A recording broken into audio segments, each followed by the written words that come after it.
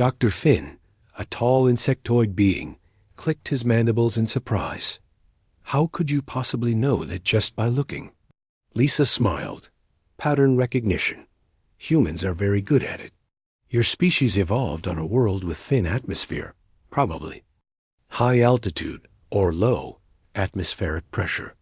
Your posture suggests you're comfortable in our current gravity, so your homeworld is similar to this ship's setting. She was right on all counts. Dr. Finn came from a mountainous world with exactly those conditions. The third pod revealed Tom, a stocky man with red hair and calloused hands. He immediately went to a wall panel and began interfacing with the ships. Systems in ways that made Engineer Cole's scales ripple with amazement.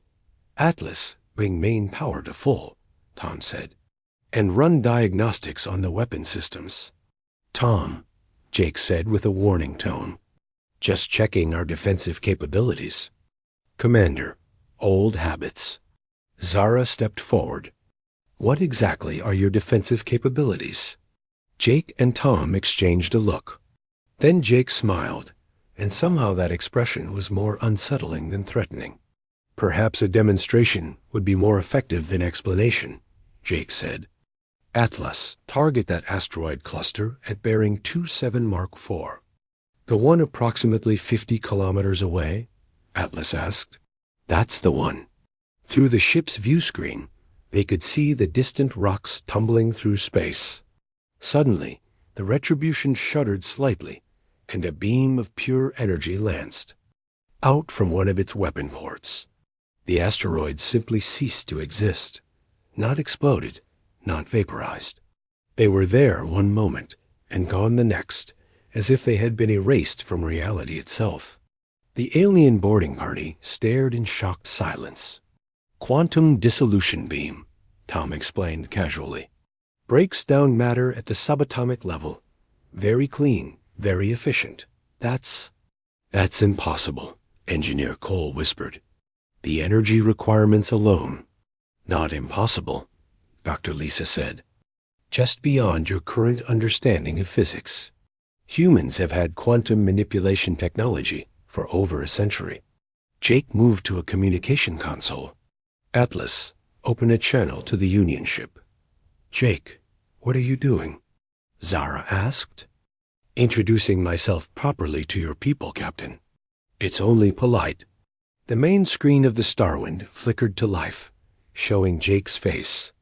But somehow, every member of the alien crew could understand his words perfectly, as if he were speaking.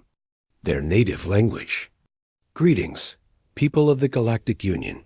I am Commander Jake of the human vessel Retribution. We come to you as refugees from a distant war, seeking a new home among the stars. He paused, and his expression grew more serious. But understand this.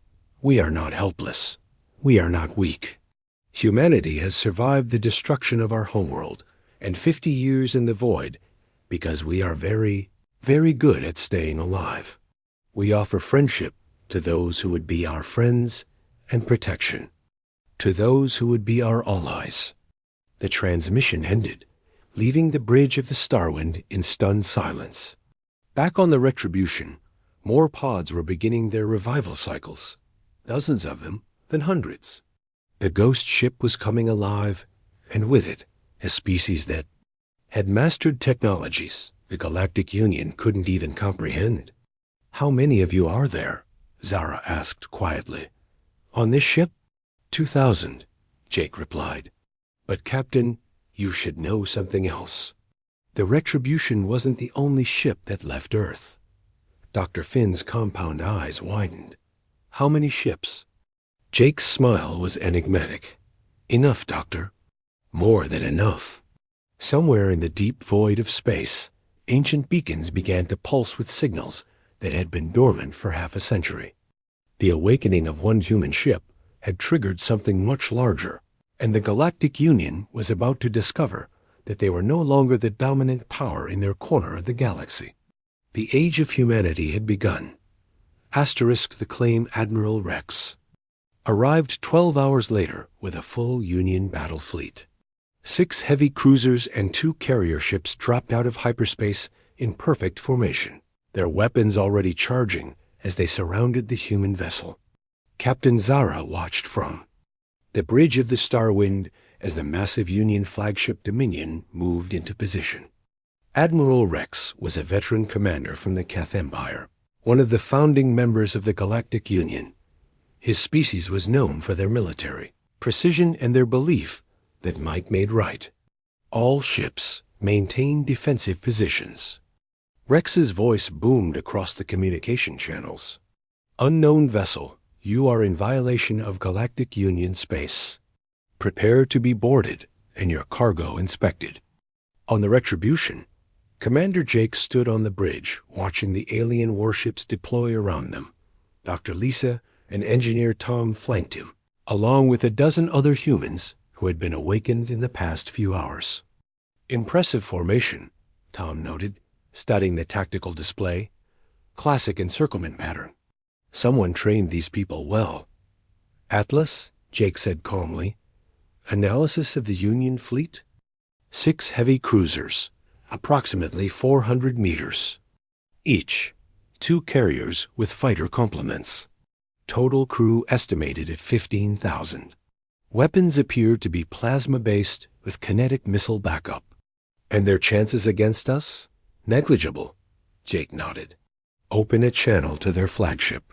Admiral Rex's scaled face filled the screen, his yellow eyes blazing with authority.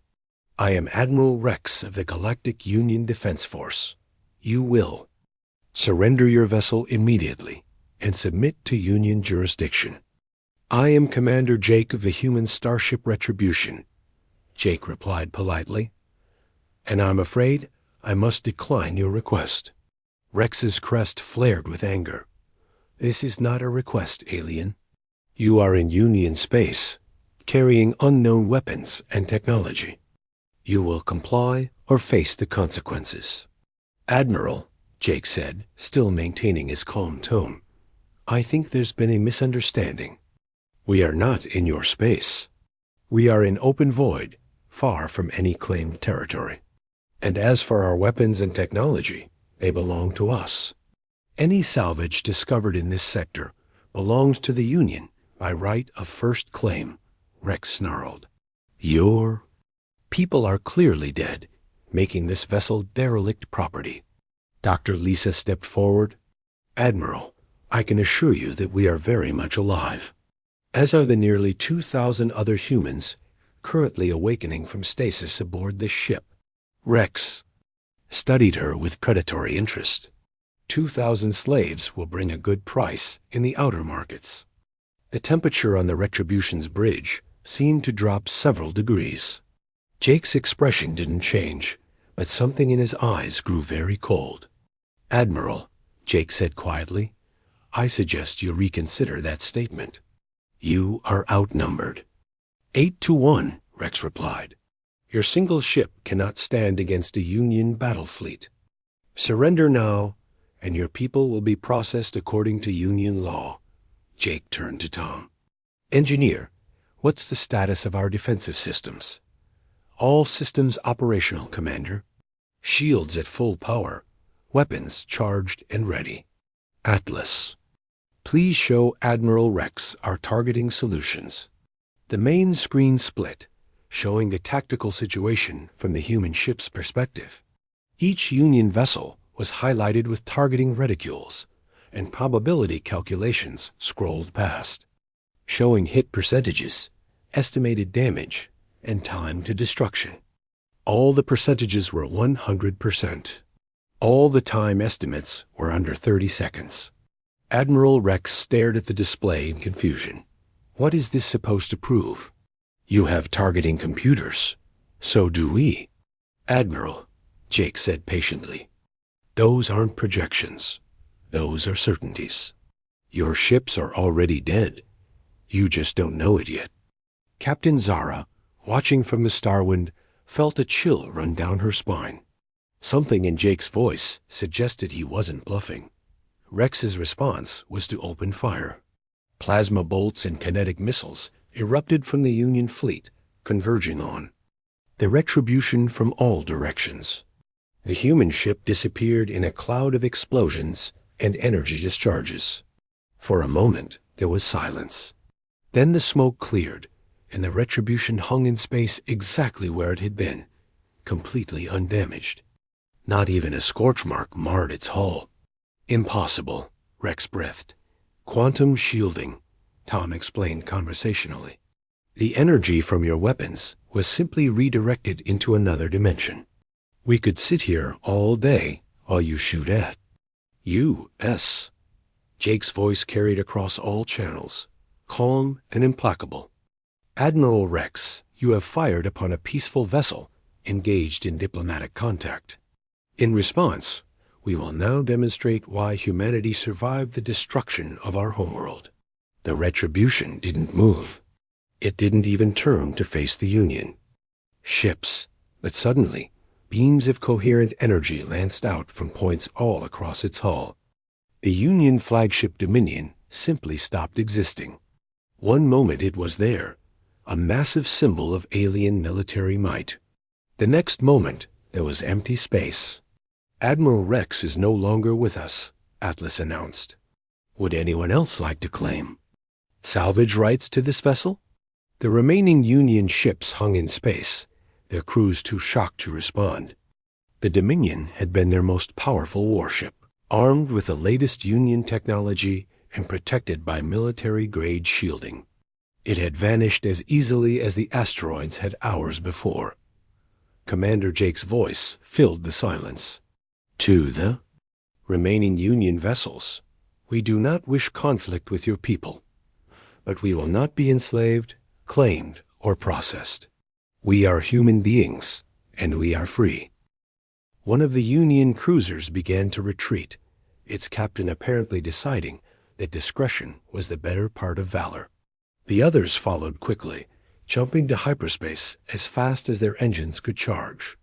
Within minutes, only the Starwind remained, Captain Zara having made the wise decision to maintain her position as a neutral observer. Captain Zara, Jake's voice came across the communication channel. I apologize that you had to witness that, but I wanted your people to understand something important. What's that, Commander? Humanity doesn't conquer. We don't enslave. We don't claim salvage rights over living beings. But we also don't submit to those who do. Dr. Lisa appeared on screen beside Jake. We hope to build friendships with the species of your Union, Captain. But those friendships will be between equals, not masters and slaves. Tom joined them, his engineering console showing massive energy readings from deep within the ship. And if some of your people can't accept that arrangement, well, we have ways of defending ourselves. As if to emphasize his point, more pods throughout the ship began their revival cycles. Thousands of humans were awakening from their long sleep, each carrying knowledge and skills that could reshape the galaxy. Captain Zara stared at the human vessel, beginning to understand the true scope of what had just happened. The Galactic Union had just encountered a species that could destroy their most powerful warships without apparent effort. A species that claimed to have more ships hidden somewhere in the void. Commander Jake, she said finally, what exactly do your people want? Jake's smile was genuinely warm this time. The same thing every species wants, Captain. A place to call home, the freedom to live as we choose, and the right to defend ourselves against those who would take that freedom away. He paused, looking directly into the camera. The question is, can the Galactic Union accept humanity as an equal partner? Or will you try to claim us as property? The answer to that question would determine whether the next chapter of galactic history would be written in friendship or in fire. The revelation. The emergency session of the Galactic Union Council convened within 18 hours of Admiral Rex's destruction. Representatives from 47 member species gathered in the Great Chamber on Unity Station, their voices creating a cacophony of fear, anger, and desperate planning. Chancellor Vex, an ancient being from the oldest spacefaring civilization in the Union, called for order with his ceremonial staff. His species had seen the rise and fall of a dozen galactic powers, but nothing quite like this. "The facts are clear," Chancellor Vex announced, his voice carrying across the chamber. "An unknown species has appeared in our space with technology far beyond our understanding. They destroyed one of our most powerful warships without sustaining any damage."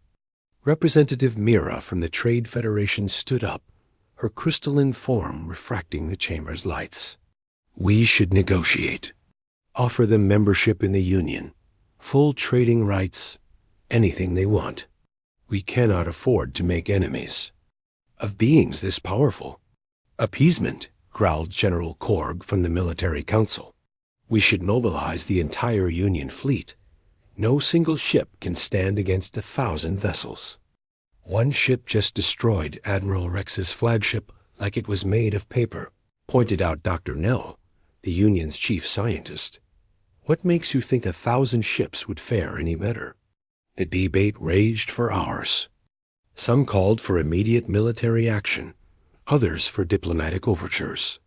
A few suggested retreating to the inner systems and hoping the humans would simply leave. It was Captain Zara who brought them the information that changed everything. She stood before the council, still wearing her patrol uniform, and activated a holographic display showing the communications she had intercepted from the Retribution. "Honored representatives," she began, "I believe you need to understand what we're really dealing with. These humans, they're not just refugees. They're scouts." The hologram showed a TLA's internal communications, messages that had been broadcast on quantum frequencies the Union had only recently learned to detect. "Signal acknowledged. Beacon network operational. Begin Phase 2 of the Exodus Protocol. Arc ships 7 through 15. Maintain deep space positions.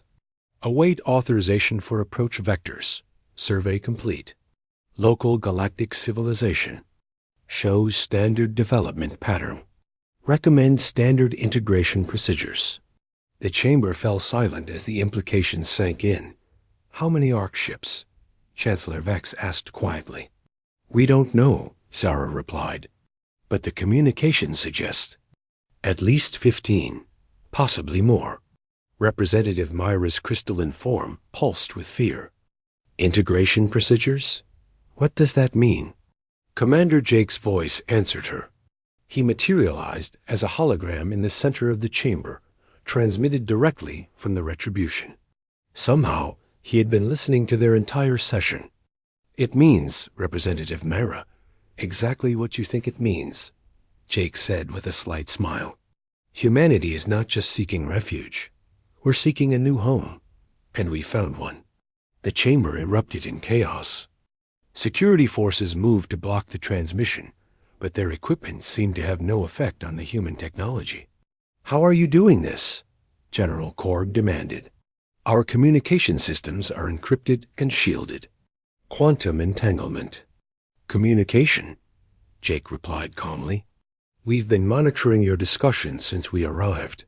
It's always wise to understand the local political situation before making any major decisions."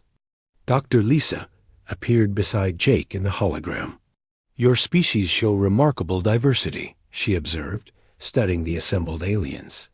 47 different evolutionary paths, all achieving spaceflight and cooperation.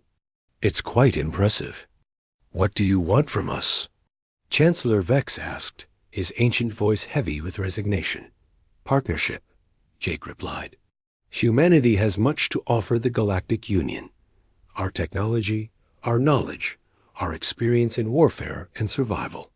In exchange, we want worlds to settle, trade agreements, and the right to exist as equals among the galactic community." "And if we refuse?" General Korg growled.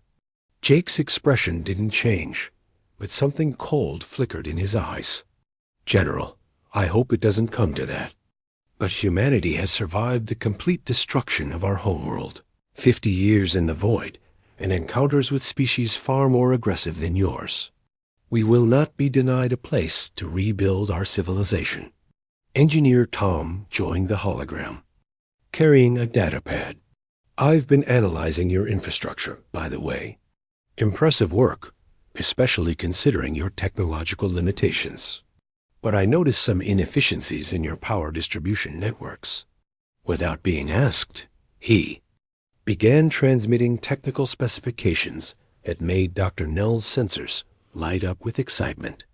This is impossible, Dr. Nell whispered, studying the data. These energy conversion ratios, they violate several laws of physics. No, Tom corrected gently. They just reveal that your understanding of physics is incomplete. We'd be happy to share our knowledge as part of our partnership agreement. Representative Mira leaned forward. What kind of partnership are you proposing? Full integration, Jake replied. Human colonies on suitable worlds, preferably those not currently inhabited by Union species. Shared technology development, joint defense agreements, cultural exchange programs. He paused, studying their faces. Think of it as an upgrade to your civilization. And the other ARC ships? Chancellor Vex asked. They contain the remainder of humanity. Approximately 2 million souls, along with our genetic archives, cultural libraries, and industrial capabilities.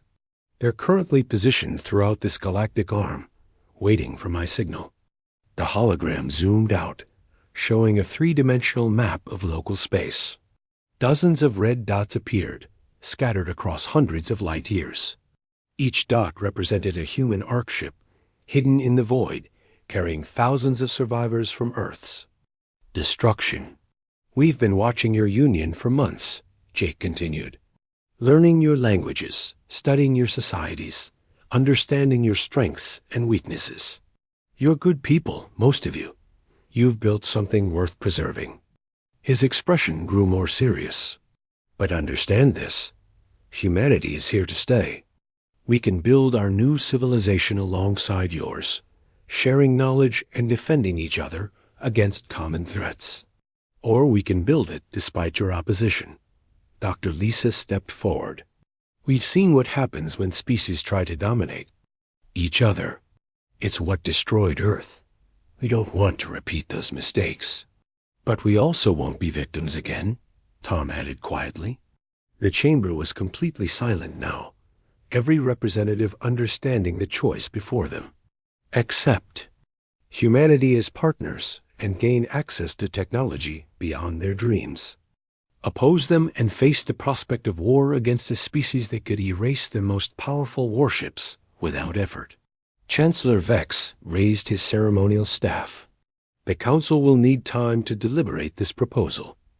Jake nodded. Of course. Take all the time you need, Chancellor.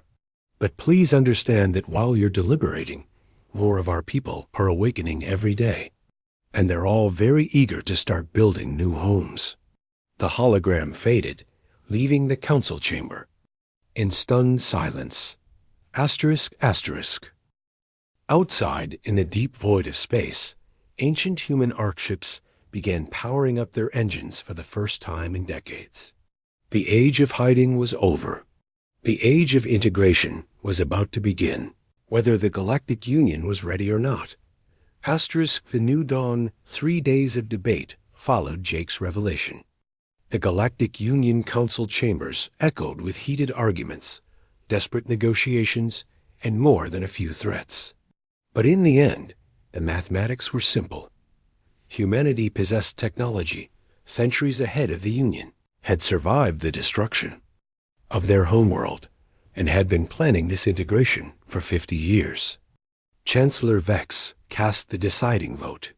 The Galactic Union formally recognizes humanity as a sovereign species and extends an offer of full membership. He announced, his ancient voice carrying across the chamber. May this partnership bring prosperity to all our peoples. The vote was 31 in favor, 16 opposed. Close enough to cause future problems, but sufficient to avoid immediate war. Captain Zara stood on the bridge of the Starwind, watching history unfold through her view screen. The first human Ark had just dropped out of hyperspace, a massive vessel that dwarfed even the largest Union ships. It moved with the same purposeful grace as the Retribution, its hull bearing the scars of a long journey through hostile space. "Captain," Communications Officer Vale reported, "I'm receiving transmission from the new arrival. Its designation is New Hope, carrying 15,000 humans and their genetic archives." "Any military escorts?" Zara asked. "None visible. But given what we've seen of human technology, that might not mean anything." More ships arrived over the following hours. The Freedom, carrying agricultural specialists and terraforming equipment. The Phoenix, loaded with industrial fabricators and engineering crews. The Destiny, filled with scientists, doctors, and teachers. Each ship was a marvel of engineering, clearly designed for long-term survival in deep space. Their hulls showed the same battle scars as the Retribution, evidence of the running fight humanity had waged across the galaxy. Commander Jake transported to Unity Station for the formal integration ceremonies. He arrived not in a military uniform, but in simple civilian clothes, accompanied by Dr. Lisa and a small diplomatic team. The message was clear. Humanity came in peace, but they came as equals. "Honored representatives," Jake addressed the assembled council. 50 years ago, humanity faced extinction. Our homeworld burned, our colonies fell, and barely 2 million of our people escaped into the void. We have spent 5 decades planning this moment.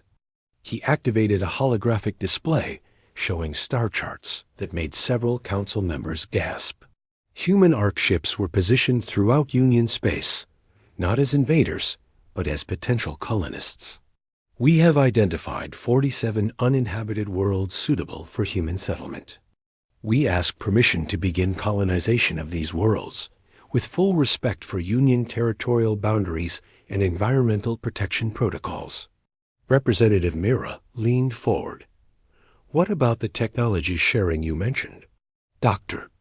Lisa stepped forward, carrying a data crystal.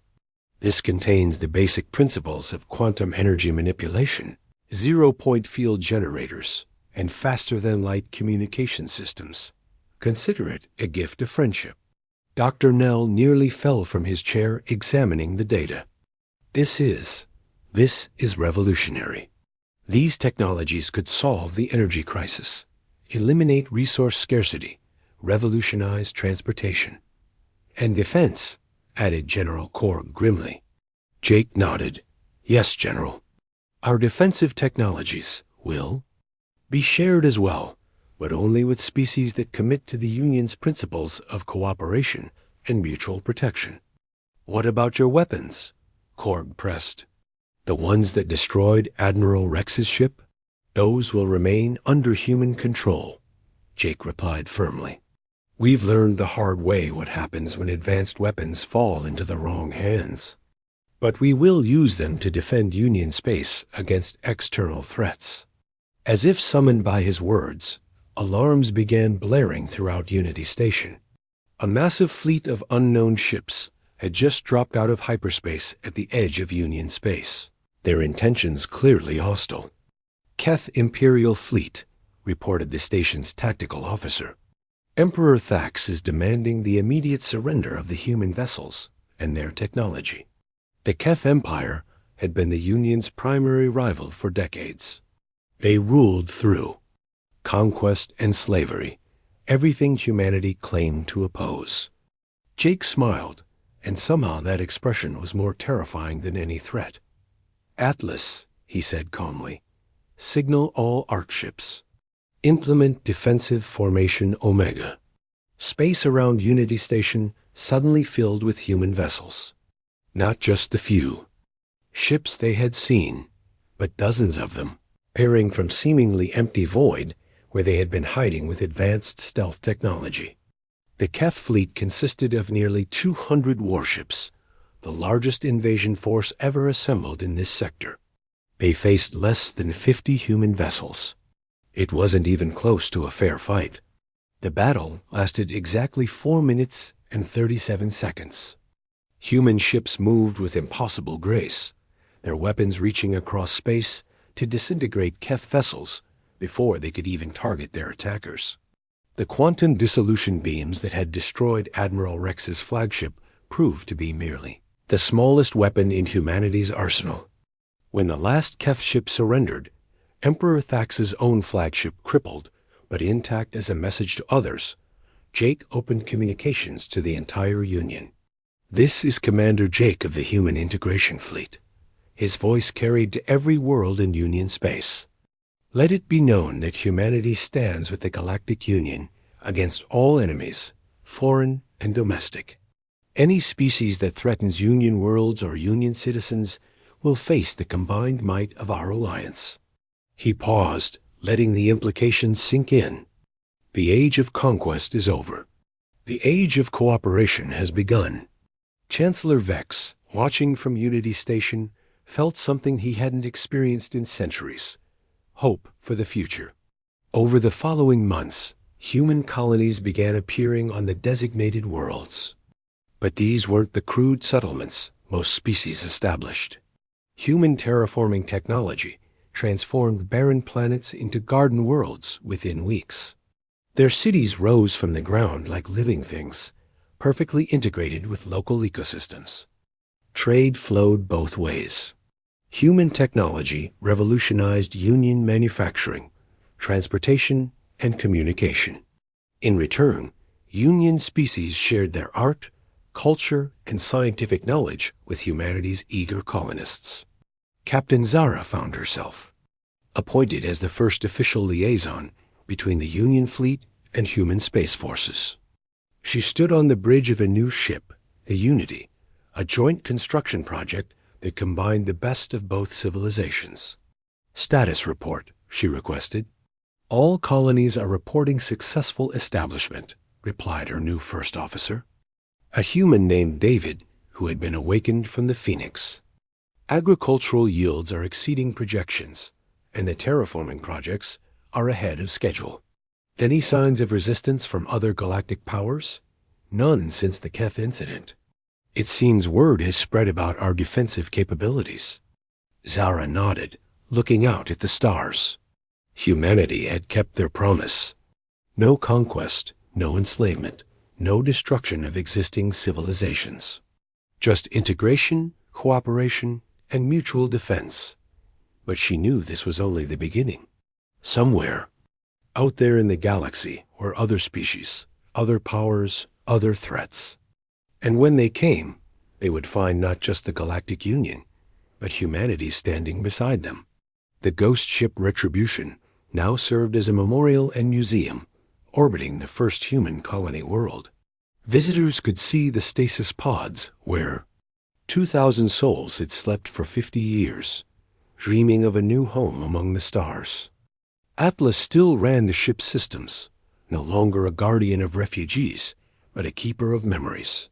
When young humans and aliens asked about the old days, I would tell them stories of Earth's last days, of the long journey through the void, and of the moment when humanity chose partnership over domination. "Remember," Atlas would say, "survival is not just about staying alive. It's about staying human, no matter how far from home you travel." And in the deep void of space, automated beacons continued their ancient mission, sending signals to any other human survivors who might still be out there, telling them that the long night was over. Humanity had found its new home among the stars. End of story.